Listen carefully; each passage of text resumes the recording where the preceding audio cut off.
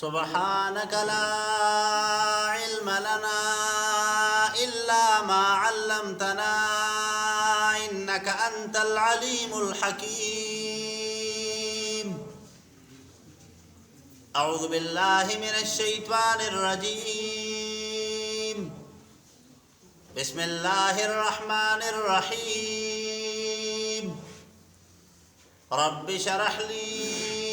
صدري ويسر لي أمري واحلل عقدة من لساني يفقه قولي. ربي زدني علما. درودي پاک بشوق سر. اللهم صل على سيدنا ومولانا محمد وعلى آل سيدنا ومولانا محمد أفضل صلواتك بعدد معلوماتك وبارك وسلم عليه. بسم الله الرحمن الرحيم. وإن الله ربي وربكم فاعبدوه هذا صراط مستقيم. وإن الله بشك الله تعالى چده ربي رب زما دے وربكم ورب ستاسو دے فاعبدوه بندگیو کی دی اللہ تعالی. هذا صراط مستقیم دا لار برابر دا. محترمو ما قبل آیت کی دا اللہ تعالی دا وحدانیت او دا الله دا قدرت کامله دا هغې تذکره وشوه چې الله تعالی قادر دی په کائنات کې د کم څیز چې اراده وکړي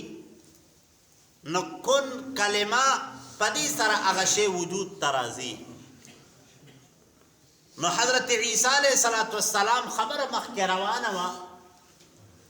نو دا چې کوم نننی سبق ته پیدا کی هغه تتمه د کلام د حضرت عیسی علیه السلام ذکر کیږي چې حضرت عیسی علیه السلام اقرار د دې خبرې وکړو چې ان الله ربي وربكم چې الله زما رب دی او ستاسو رب دی. د حضرت عیسی علیه السلام د اقرار نه بعد دا نصارا چې کوم عقیده ساتي دا عقیده بالکل غلطه ده او د عقیدې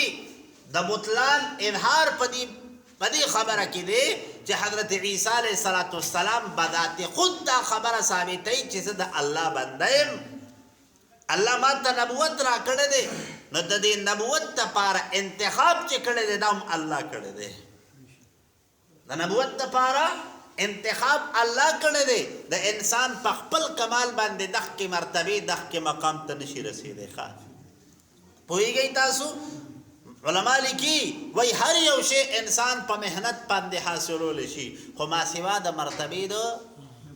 نبوت نه. نبوت چې کوم دی دا په مهنت باندې نه حاصلېږي. دا د الله تعالی د طرف نه مهرباني ده د الله پیرزونه ده د الله ورکړه ده چې چاته الله وغواړي نبوت په ورکوي. نو حضرت عیسی علیه السلام د الله پیغمبر وو د الله تعالی بندو. نو د الوهیت دا چې کوم عقاید د دې نسواراو دي دا بالکل غلط دي. ان الله ربي وربكم الله تعالی زما رب دی. حضرت عیسی علیه السلام وی وربكم او ستاسو رب دی. نو رب ویلی شي پرورش کوونکی. علما لیکي وایي دلته کې کلمه د رب ذکر شوه چې د حضرت عیسی علیه السلام پرورش کو. عیسی علیه السلام پرورش ته محتاجه او پرورش کول کې دا د الله ذات دی. نو لہذا چې کوم په پرورش کې محتاج ای هغه الہ نشي کېدی. نو ان الله ربي وربكم ستاسو رب دی. نو چې څنګه پرورش ته محتاج یم داسې تاسو محتاج یې. نو چې څنګه زما ضرورت پورا کوي داسې ستاسو الله تعالی ضرورتونه پورا کوي. ستاسو پرورش کوي ستاسو خیال ساتي. پوهیږئ. نو لہذا مسله چې کوم نه هغه دا ثابت شوه چې پرورش کون کې ضرورتونه پورا کون کې تکلیف لري کون کې دا د الله ذات دی نه د دې بت پرستۍ او د دې بوتانو ته هغه سجدي کول عبادت کول د هغه په نوم باندې نظر او نیاز بنل دا غلط دی دا غلط دی دا د انسان د پاره یو ډیر ناکاره یو مهلک شی دی انسان له پکار دا چې ځان دې د دغه کیسو نه وساتي پوهیږئ تاسو نه ان الله ربي وربكم حضرت عیسی علیه السلام وایي چې د الله زما رب دی او ستاسو رب دی نو ورپسې جمله ذکر کوي فاعبدوه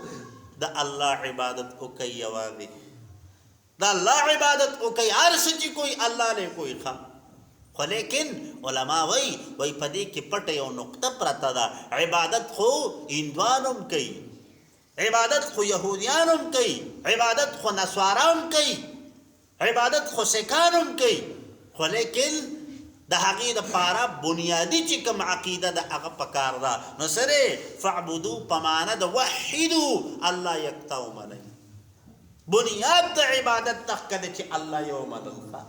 ګینې عیسایانو عبادت کوي چرچ ته ځي زمونږ ستاسو نه ډېر ټیم ورکوي ډېر په دغه سره کوي یهودیان هم چې کوم نه هغه خپل عبادتګاه ته ځي او دا سکان هم خپل هغه چې کومه ده هغه ګردواره ده که نه هغې ته ځي او دا هندوان هم لګیا دي د خپل مندر ته ځي او ډېر احترام یې کوي زمونږ ستاسو نه ډېر احترام کوي زمونږ تاسو په جومات کې هم دغسې حالي ښه پوهیږئ هغه د خپل مندر احترام کوي د هغه چې کومه طریقه د عبادت ته هغه کوي خو لیکن عقیده د توحید نشته لومبۍ خبره د عبادت د قبولیت لپاره توحید د باری تعالی منل دا سری دا ضروری دی دا لازم دی چې کچرته یو انسان روزانه چې کوم نه هغه صدقې کوي روزانه عبادت کوي خو چې د عقیده د الله تعالی د وحدانیت نه ده کنه نه دغه انسان د عبادت ټول روړه دي ښه ادي مشرانو به یو خبره کوله وي هندوستړې خدای ناراضه نو لهدا چې یو انسان د ډېر ځان ستړی کي لومبۍ چې کوم نه د خپل عقیده ټیک کولی فاعبدوه په معنه د وحدو الله تعالی یکتا ومنئ یوې ومنئ نو لهذا چې کله یکتای ومنه کنه او بیا د الله تعالی د قوانینو پاسداري وکړه حضرت عیسی علیه السلام پیغمبر ومنو کار به برابر شي ځکه زمونږ ستاسو او د دوی په مابین کې فرق دا دی چې مونږ الله تعالی یو منو او د الله تعالی تمام انبیا دا مونږ تاسو حق منو او هغه څه کوي هغه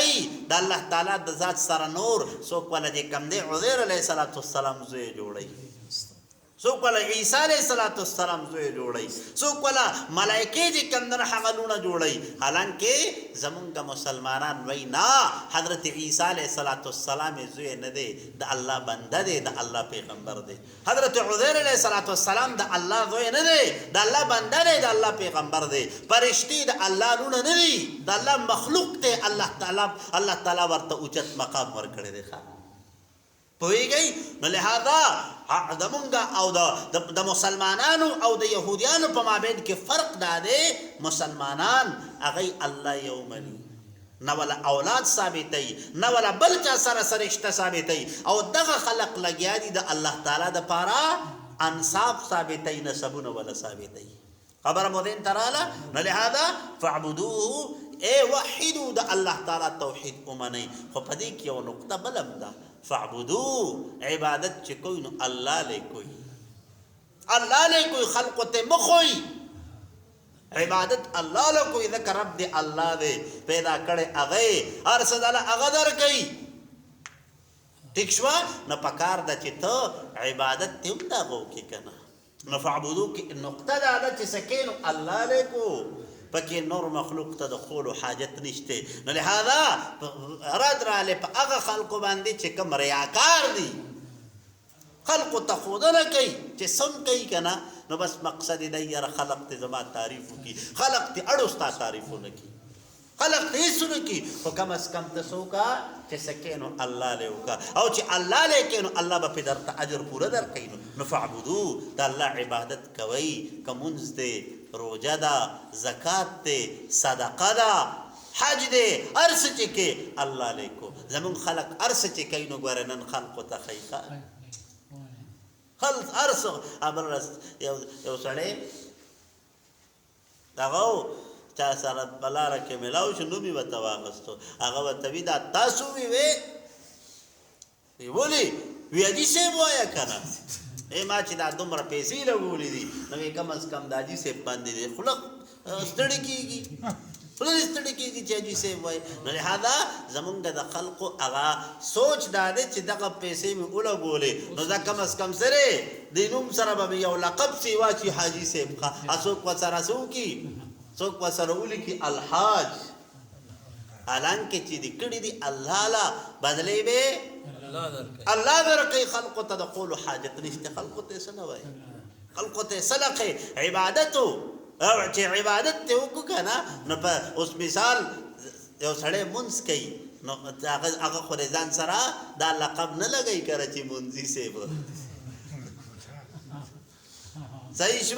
یو سړی چې کمنه هغه زکات ورکړي هغه ځان سره دا لقب خو نه لګي چې زکاتی سیب صحیح شو نو چې حج وکړو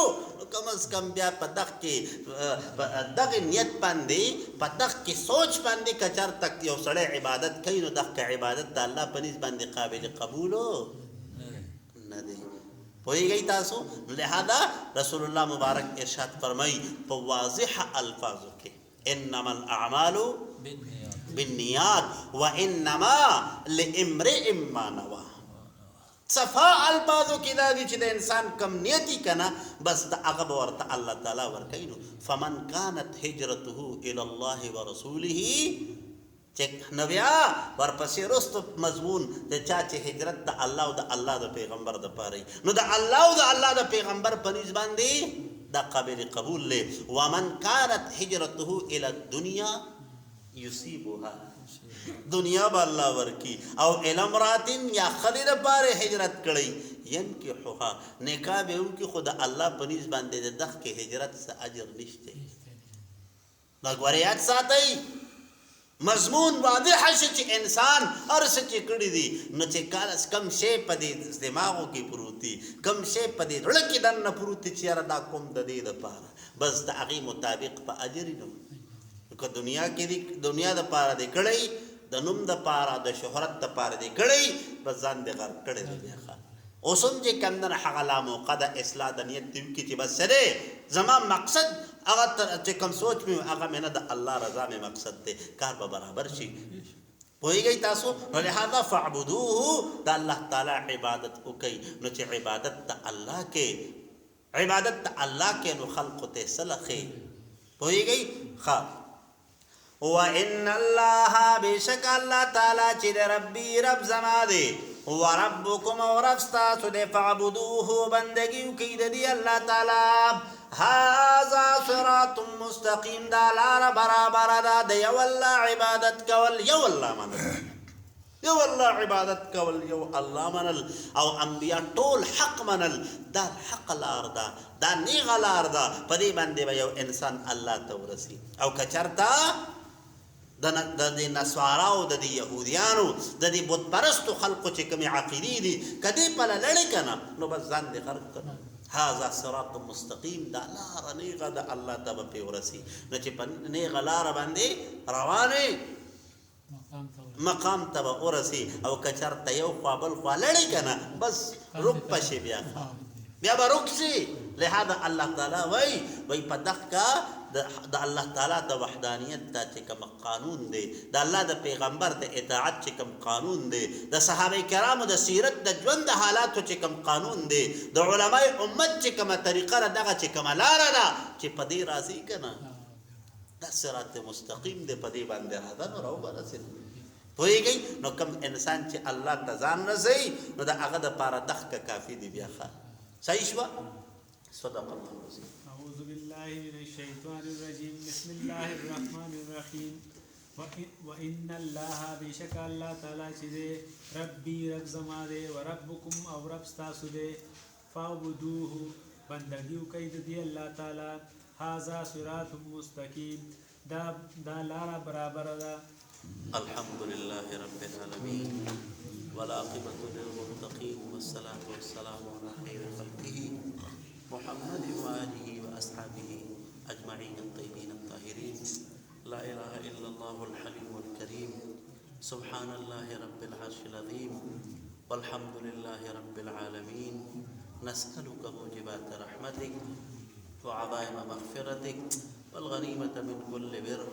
والسلامة من كل إثم. لا تدع لنا ذنبا إلا غفرته ولا هما إلا فرجته ولا حاجة من حوائج الدنيا والآخرة هي لك رضا إلا قضيتها ولا مرضا ولا مريضا إلا شفيتها ولا دينا إلا أديتها ولا مسافرا إلا بلغتها ولا غما ولا هما إلا فرجتها لنا يا أرحم الراحمين. اللهم إنك عفو كريم تحب العفو فاعف عنا يا كريم. اللهم إنا نعوذ بك من جهد البلاء ودرق الشقاء وسوء القضاء وشماتة الأعداء. اللهم نور قلوبنا بنور القرآن وزين أخلاقنا بأخلاق القرآن وارحم علينا بالقرآن ونجنا من النار بالقرآن. اللهم اكفنا بحلالك عن حرامك وأغننا بفضلك عمن سواك. ربنا ظلمنا أنفسنا وإن لم تغفر لنا وترحمنا لنكونن من الخاسرين. ربنا فاغفر لنا ذنوبنا وكفر عنا سيئاتنا وتوفنا مع الأبرار. ربنا لا تؤاخذنا إن نسينا أو أخطأنا. ربنا ولا تحمل علينا إثرا كما حملته على الذين من قبلنا. ربنا ولا تحملنا ما لا طاقة لنا به واعف عنا واغفر لنا وارحمنا أنت مولانا فانصرنا على القوم الكافرين. اللهم إنا نسألك الهدى والتقى والعفاف والغنى. اللهم نقي قلوبنا من الذنوب كما ينقي الثوب الأبيض من الدنس. اللهم اغسل خطايانا بالماء والثلج والبرد. اللهم باعد بيننا وبين خطايانا كما باعدت بين المشرق والمغرب. اللهم إنا نعوذ بك من المأسم والمغرم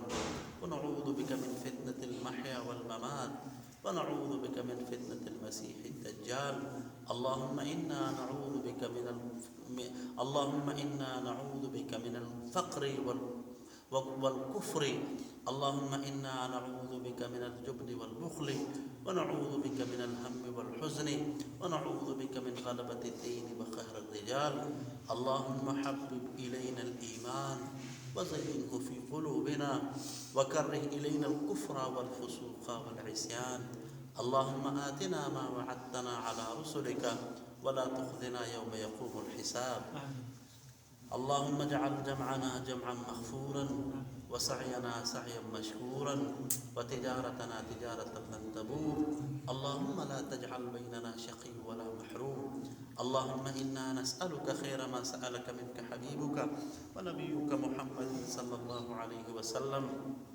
ونعوذ بك من شر ما استعاذك منه حبيبك ونبيك محمد صلى الله عليه وسلم. أنت المستعان وعليك البلاغ ولا حول ولا قوة إلا بالله. اللهم صل على سيدنا ومولانا محمد وعلى آل سيدنا ومولانا محمد صلاة دائمة مقبولة تؤدي بها عنا حقه العظيم. اللهم ربنا آتنا في الدنيا حسنة وفي الآخرة حسنة وقنا عذاب النار وقنا عذاب القبر وقنا عذاب الحشر وقنا عذاب الميزان وأدخلنا الجنة مع الأبرار. يا عزيز يا غفار يا رب العالمين برحمتك يا أرحم